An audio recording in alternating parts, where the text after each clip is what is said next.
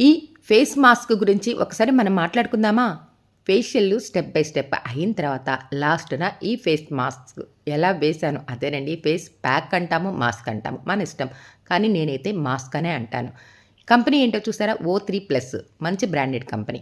ఫేషియల్లు step by step చేసిన తర్వాత లాస్ట్‌న ఈ మాస్క్ వేస్తున్నాను.